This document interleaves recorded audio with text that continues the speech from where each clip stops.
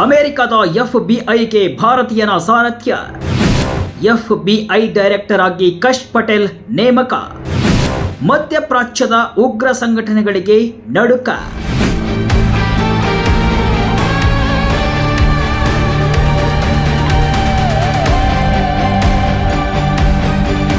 ಎರಡನೇ ಬಾರಿಗೆ Donald Trump ಅಧಿಕಾರಕ್ಕೆ ಬಂದ ಮೇಲೆ ಅಮೆರಿಕದ ಅನೇಕ ಮಹತ್ವದ ಹುದ್ದೆಗಳು ಭಾರತೀಯರು ಮತ್ತು ಭಾರತಕ್ಕೆ ಸಂಬಂಧಪಟ್ಟವರ ಪಾಲಾಗಿದೆ. ಮೊನ್ನೆಯಷ್ಟೇ ಅಮೆರಿಕದ ರಾಷ್ಟ್ರೀಯ ಗುಪ್ತಚರ ನಿರ್ದೇಶಕರಾಗಿ ತುಳಸಿ ಗಬ್ಬಾರ್ಡ್ ಅಧಿಕಾರ ಸ್ವೀಕರಿಸಿದ್ರು. ಈಗ ಎಫ್ಬಿಐ ಅಂದ್ರೆ ಫೆಡರಲ್ ಬ್ಯೂರೋ ಆಫ್ ಇನ್ವೆಸ್ಟಿಗೇಷನ್ನ ನಿರ್ದೇಶಕರಾಗಿ ಭಾರತೀಯ ಮೂಲದ ಕಾಶ್ ಪಟೇಲ್ ಆಯ್ಕೆಯಾಗಿದ್ದಾರೆ. ಅಮೆರಿಕದ ಸೆನೆಟ್ನಲ್ಲಿ 51-49 ಮತಗಳಿಂದ ಕಾಶ್ ಪಟೇಲ್ ಅವರನ್ನ ಎಫ್ಬಿಐ ನಿರ್ದೇಶಕರಾಗಿ ನೇಮಕ ಮಾಡಲಾಗಿದೆ. ಕಾಶ್ ಪಟೇಲ್ ಅಥವಾ ಕಶ್ಯಪ್ ಪಟೇಲ್ ಎಫ್ಬಿಐ ನಿರ್ದೇಶಕರಾದ ಬೆನ್ನಲ್ಲೇ ವಿರೋಧಿಗಳಿಗೆ ಬಿಗ್ ವಾರ್ನಿಂಗ್ ನೀಡಿದ್ದು, ಅಮೆರಿಕದವರ ತಂಟೆಗೆ ಬಂದ್ರೆ ಯಾರನ್ನ ಸುಮ್ಮನೆ ಬಿಡಲ್ಲ, ಹೊಸಕ್ಕಿ ಹಾಕ್ತೀವಿ ಅಂತ ಹೇಳಿದ್ದಾರೆ. ಅದಲ್ಲದೆ ಇವರ ಹಿಂದಿನ ಆಪರೇಷನ್ಗಳನ್ನ ನೋಡಿರುವ ಉಗ್ರ ಸಂಘಟನೆಗಳಿಗೆ ನಡುಕ ಸೃಷ್ಟಿಯಾಗಿದೆ. ಹಾಗಾದ್ರೆ ಕಾಶ್ ಪಟೇಲ್ ಯಾರು? ಅವರಿಗೂ ಭಾರತಕ್ಕೂ ಏನ್ ಸಂಬಂಧ? ಇದಕ್ಕೂ ಮುಂಚೆ ಅವರು ಏನಾಗಿದ್ರು ಎಂಬುದನ್ನ ನೋಡೋಣ ಬನ್ನಿ.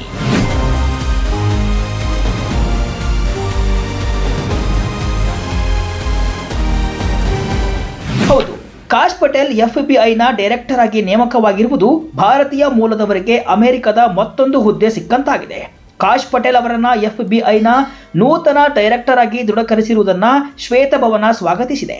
ಅಮೆರಿಕದ ಸಮಗ್ರತೆಯನ್ನ ಪುನಃ ಸ್ಥಾಪಿಸಲು ಮತ್ತು ಅಮೆರಿಕದ ಕಾನೂನಿನ ನಿಯಮವನ್ನ ಎತ್ತಿ ಹಿಡಿಯುವ ಡೊನಾಲ್ಡ್ ಟ್ರಂಪ್ ಅಜೆಂಡಾವನ್ನ ಕಾರ್ಯಗತಗೊಳಿಸಲು ಕಾಶ್ ಪಟೇಲ್ ನೇಮಕ ಪ್ರಮುಖ ಹೆಜ್ಜೆಯಾಗಿದೆ. ಇಲ್ಲಿಯವರೆಗೂ ಡೊನಾಲ್ಡ್ ಟ್ರಂಪ್ ಅವರ ಎಲ್ಲಾ ಕ್ಯಾಬಿನೆಟ್ ಆಯ್ಕೆಗಳನ್ನ ಸೆನೆಟ್ ಅನುಮೋದಿಸಿದೆ. ಇದು ರಿಪಬ್ಲಿಕನ್ ಪಕ್ಷದ ಮೇಲೆ ಟ್ರಂಪ್ ಇರುವ ಹಿಡಿತವನ್ನ ಜಗತ್ತಿಗೆ ತೋರಿಸುತ್ತೆ. ಕಶ್ ಪಟೇಲ್ ನೇಮಕದೊಂದಿಗೆ ಭಾರತಕ್ಕೆ ಕೆಲವು ವಿಷಯಗಳಲ್ಲಿ ಅನುಕೂಲ ಆಗಬಹುದು ಎಂಬ ನಿರೀಕ್ಷೆ ಕೂಡ ಹುಟ್ಟಿಕೊಂಡಿದ್ದು, ಪ್ರಮುಖವಾಗಿ ಭಯೋತ್ಪಾದನೆಯ ನಿರ್ಮೂಲನೆ ವಿಚಾರದಲ್ಲಿ ಭಾರತಕ್ಕೆ ನೆರವು ಸಿಗುವ ಸಾಧ್ಯತೆ ಇದೆ. ಯಾರು ಈ ಕಾಶ್ ಪಟೇಲ್? ಕಶ್ಯಪ್ ಹುಟ್ಟಿದ್ದು ಎಲ್ಲಿ?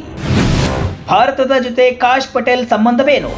ಅಮೆರಿಕದ ಎಫ್ಬಿಐ ಡೈರೆಕ್ಟರ್ ಆಗಿ ನೇಮಕವಾದ ಕಾಶ್ ಪಟೇಲ್ ಯಾರು ಎಂಬುದನ್ನು ನೋಡುವುದಾದರೆ, 1980 ಫೆಬ್ರವರಿ 25ರಂದು ನ್ಯೂಯಾರ್ಕ್ನ ಗಾರ್ಡನ್ ಸಿಟಿಯಲ್ಲಿ ಗುಜರಾತಿ ಪೋಷಕರಿಗೆ ಕಾಶ್ ಪಟೇಲ್ ಜನಿಸುತ್ತಾರೆ. ಬಳಿಕ ಅವರು ಪೂರ್ವ ಆಫ್ರಿಕಾದಲ್ಲಿ ತಮ್ಮ ಬಾಲ್ಯವನ್ನ ಕಳೆದಿದ್ದು, ನಂತರ ರಿಚ್ಮಂಡ್ ವಿಶ್ವವಿದ್ಯಾಲಯದಲ್ಲಿ ಪದವಿ, ಪೇಸ್ ಯೂನಿವರ್ಸಿಟಿಯ ಲಾ ಸ್ಕೂಲ್ನಿಂದ ಜ್ಯೂರಿಸ್ ಡಾಕ್ಟರ್ ಪದವಿ ಪಡೆದಿದ್ದಾರೆ. ನಂತರ ಕಾಶ್ ಪಟೇಲ್ ಅವರು ವಕೀಲರಾಗಿ ತಮ್ಮ ವೃತ್ತಿ ಜೀವನವನ್ನ ಪ್ರಾರಂಭಿಸಿದರು. ಸರ್ಕಾರಿ ಪರ ವಕೀಲನಾಗಿ ಕೆಲಸ ಮಾಡಿದ ಕಶ್ಯಪ್ ಪಟೇಲ್ ಕೊಲೆ, ಡ್ರಗ್ ಟ್ರಾಫಿಕ್ನಿಂದ ಹಿಡಿದು ಆರ್ಥಿಕ ಅಪರಾಧಗಳವರೆಗೆ ವಿವಿಧ ನ್ಯಾಯಾಲಯಗಳಲ್ಲಿನ ಪ್ರಕರಣಗಳಲ್ಲಿ ವಾದವನ್ನ ಮಾಡಿದ್ದಾರೆ.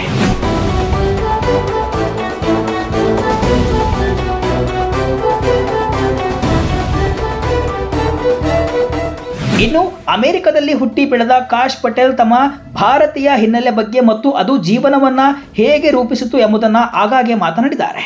ಭಾರತದೊಂದಿಗೆ ಬಲವಾದ ಸಂಬಂಧಗಳ ಹೊರತಾಗಿಯೂ ಕಾಶ್ ಪಟೇಲ್ ಅಮೆರಿಕದ ರಾಷ್ಟ್ರೀಯ ಭದ್ರತೆ, ಗುಪ್ತಚರ ಮತ್ತು ಕಾನೂನು ಜಾರಿಯ ಮೇಲೆ ಪ್ರಮುಖವಾಗಿ ಕೆಲಸ ಮಾಡ್ತಾ ಇದ್ದಾರೆ. ಈಗ ಅವರಿಗೆ 45 ವರ್ಷ ಇದ್ದು ಹಲವು ಉನ್ನತ ಹುದ್ದೆಗಳನ್ನು ಅಮೆರಿಕದಲ್ಲಿ ಅಲಂಕರಿಸಿದ್ದಾರೆ. ಅಮೆರಿಕ ಅಧ್ಯಕ್ಷ ಡೆಪ್ಯೂಟಿ ಅಸಿಸ್ಟೆಂಟ್ ಆಗಿ ಕೆಲಸ ಮಾಡಿರುವ ಕಾಶ್ ಪಟೇಲ್ ರಾಷ್ಟ್ರೀಯ ಭದ್ರತಾ ಮಂಡಳಿಯಲ್ಲಿ ಭಯೋತ್ಪಾದನಾ ವಿರೋಧಿ ಪಡೆಯ ಹಿರಿಯ ನಿರ್ದೇಶಕರಾಗಿ ಕೆಲಸವನ್ನ ಮಾಡಿದ್ದಾರೆ. ಈ ವೇಳೆ ಕಾಶ್ ಪಟೇಲ್ ಅಲ್ ಬಾಗ್ದಾದಿ ಮತ್ತು ಕಾಸಿಂ ಅಲ್ ರಿಮಿ ಅಂತಹ ಐಸಿಸ್ ಮತ್ತು ಅಲ್ ಖೈದಾ ನಾಯಕತ್ವವನ್ನು ನಿರ್ಮೂಲನೆ ಮಾಡುವ ಕೆಲಸಕ್ಕೆ ಕೈ ಹಾಕಿದ್ರು ಅಂತ ಅಮೆರಿಕದ ರಕ್ಷಣಾ ಇಲಾಖೆ ಹೇಳಿದೆ. ಅದರಲ್ಲೂ ಮಧ್ಯಪ್ರಾಚ್ಯದ ಭಯೋತ್ಪಾದನಾ ಸಂಘಟನೆಗಳಿಗೆ ಕಾಶ್ ಪಟೇಲ್ ಸಿಂಹ ಸ್ವಪ್ನವಾಗಿದ್ರು. ಕಾಶ್ ಪಟೇಲ್ ಜೀವನ ಬದಲಿಸಿದ ನೂನ್ಸ್ ಮೆಮೊ. ಟ್ರಂಪ್ಗೆ ಹತ್ತಿರವಾಗಿಸಿದ ರಷ್ಯಾ ಹಸ್ತಕ್ಷೇಪ ತನಿಖೆ. ಕಾಶ್ ಪಟೇಲ್ ಅವರು ರಾಷ್ಟ್ರಮಟ್ಟದಲ್ಲಿ ಮುನ್ನೆಲೆಗೆ ಬಂದಿದ್ದು 2016ರ ಅಮೆರಿಕ ಅಧ್ಯಕ್ಷತಾ ಚುನಾವಣೆಯಲ್ಲಿ ರಷ್ಯಾದ ಹಸ್ತಕ್ಷೇಪದ ತನಿಖೆಯಿಂದ. ಹೌದು, ಹೌಸ್ ಇಂಟೆಲಿಜೆನ್ಸಿ ಕಮಿಟಿಯ ಈಗಿನ ಮುಖ್ಯಸ್ಥರಾದ ಡೆವಿನ್ ನೂನ್ಸ್ ಅವರು 2016ರ ಅಮೆರಿಕದ ಅಧ್ಯಕ್ಷೀಯ ಚುನಾವಣೆಯಲ್ಲಿ ರಷ್ಯಾದ ಹಸ್ತಕ್ಷೇಪದ ತನಿಖೆಯನ್ನ ಮುನ್ನಡೆಸಲು ಕಾಶ್ ಪಟೇಲ್ ಅವರನ್ನ ನೇಮಕ ಮಾಡಿದ್ರು. ಅದು ಕಾಶ್ ಪಟೇಲ್ ವೃತ್ತಿ ಜೀವನಕ್ಕೆ ಪ್ರಮುಖ ತಿರುವನ್ನ ನೀಡಿತ್ತು. ಈ ತನಿಖೆಯನ್ನ ನಿರ್ವಹಿಸಿದ ಕಾಶ್ ಪಟೇಲ್ ಅವರು ನೂನ್ಸ್ ಮೆಮೋವನ್ನ ನೀಡಿದ್ರು. ಈ ಪ್ರಕರಣವನ್ನ ಎಫ್ಬಿಐ ನಿರ್ವಹಿಸುವ ಬಗ್ಗೆ ಅನುಮಾನವನ್ನ ವ್ಯಕ್ತಪಡಿಸಿದ್ರು. ಇದು ಅಮೆರಿಕ ರಾಜಕೀಯದ ಗಮನವನ್ನ ಸೆಳೆದಿತ್ತು. ಅದಲ್ಲದೆ ಟ್ರಂಪ್ ಅವರ ರಿಪಬ್ಲಿಕನ್ ವಲಯದಲ್ಲಿ ಕಾಶ್ ಪಟೇಲ್ ಅವರನ್ನ ಹೆಚ್ಚು ಪ್ರಚಲಿತದಲ್ಲಿರುವಂತೆ ಮಾಡಿತ್ತು. ಈಗ ಅದರ ಮುಂದುವರೆದ ಭಾಗವೆಂಬಂತೆ ಟ್ರಂಪ್ ಆಡಳಿತದಲ್ಲಿ ಕಾಶ್ ಪಟೇಲ್ ಎಫ್ಬಿಐ ನಿರ್ದೇಶಕರಾಗಿ ನೇಮಕವಾಗಿದ್ದಾರೆ. ಸೆನೆಟ್ನಲ್ಲಿ ಪೋಷಕರಿಗೆ ಕಾಲು ಮುಟ್ಟಿ ನಮಸ್ಕರಿಸಿದ ಪಟೇಲ್. ಕಾಶ್ ಪಟೇಲ್ ಭಾಷಣದಲ್ಲಿ ಮಾರ್ದನಿಸಿದ ಜೈ ಶ್ರೀಕೃಷ್ಣ ಘೋಷಣೆ. ಕಾಶ್ ಪಟೇಲ್ FBI ನಿರ್ದೇಶಕರಾಗಿ ನೇಮಕವಾಗಲು ಅಮೆರಿಕದ ಸೆನೆಟ್ ದೃಢೀಕರಣ ಅಗತ್ಯವಾಗಿತ್ತು. ಈ ಹಿನ್ನೆಲೆ ಸೆನೆಟ್ನಲ್ಲಿ ಈ ಬಗ್ಗೆ ಚರ್ಚೆ ಕೂಡ ಆಗಿತ್ತು. ಈ ವೇಳೆ ಕಾಶ್ ಪಟೇಲ್ ತಮ್ಮ ಪೋಷಕರು, ಸಹೋದರಿ ಮತ್ತು ಗೆಳತಿ ಅಲೆಕ್ಸಿಸ್ ವಿಲ್ಕಿನ್ಸ್ ಅವರನ್ನ ಸೆನೆಟ್ಗೆ ಕರೆದುಕೊಂಡು ಬಂದಿದ್ರು. ಈ ವೇಳೆ ತಮ್ಮ ಪೋಷಕರ ಪಾದ ಮುಟ್ಟಿ ನಮಸ್ಕರಿಸಿದ ಕಾಶ್ ಪಟೇಲ್ ಸೆನೆಟ್ ನ್ಯಾಯಾಂಗ ಸಮಿತಿಯ ಮುಂದೆ ಅವರನ್ನ ಪರಿಚಯಿಸುವಾಗ ಜೈ ಶ್ರೀಕೃಷ್ಣ ಅಂತ ಹೇಳಿದ್ದು ಗಮನವನ್ನು ಸೆಳೆದಿತ್ತು. ಇದು ಅವರು ಹಿಂದೂ ಧರ್ಮ, ಸಂಸ್ಕೃತಿ ಮತ್ತು ಪರಂಪರೆಗೆ ಕೊಡುವ ಗೌರವವನ್ನು ಸೂಚಿಸುತ್ತಿತ್ತು. ಅದಲ್ಲದೆ ಅಮೆರಿಕದಲ್ಲಿ ತಾವು ಜನಾಂಗೀಯ ನಿಂದನೆಗೂ ಒಳಗಾಗಿರುವುದನ್ನು ಕೂಡ ಇದೇ ಸೆನೆಟ್ನಲ್ಲಿ ಕಾಶ್ ಪಟೇಲ್ ಪ್ರಸ್ತಾಪಿಸಿದ್ರು. ತಮ್ಮ ನೇಮಕದ ಬೆನ್ನಲ್ಲೇ ವಿರೋಧಿಗಳಿಗೆ ಕಾಶ್ ಪಟೇಲ್ ವಾರ್ನಿಂಗ್ ನೀಡಿದ್ದು, ಅಮೆರಿಕದವರ ತಂಟೆಗೆ ಬಂದ್ರೆ ಯಾರನ್ನು ಉಳಿಸಲ್ಲ, ಹೊಸಕಿ ಹಾಕ್ತೀವಿ ಅಂತ ಹೇಳಿದ್ದಾರೆ. I'd like to welcome my father Pramod and my mother Anjana, who are sitting here today. They traveled here to get here from India. My sister's also here, Nisha. She also traversed the oceans just to be with me here today. It means the world that you guys are here. Jai Shri Krishna.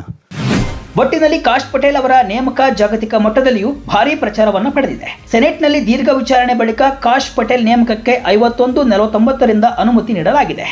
ಇವರ ಅವಧಿಯಲ್ಲಿ ಭಯೋತ್ಪಾದನಾ ಸಂಘಟನೆಗಳಿಗೆ ಉಳಿಗಾಲವಿಲ್ಲ ಎನ್ನಲಾಗಿದ್ದು, ಮಧ್ಯಪ್ರಾಚ್ಯದ ಉಗ್ರ ಸಂಘಟನೆಗಳ ಮೇಲೆ ನೇರ ಸಮರ ಸಾರುವ ಸಾಧ್ಯತೆ ಅಧಿಕವಾಗಿದೆ.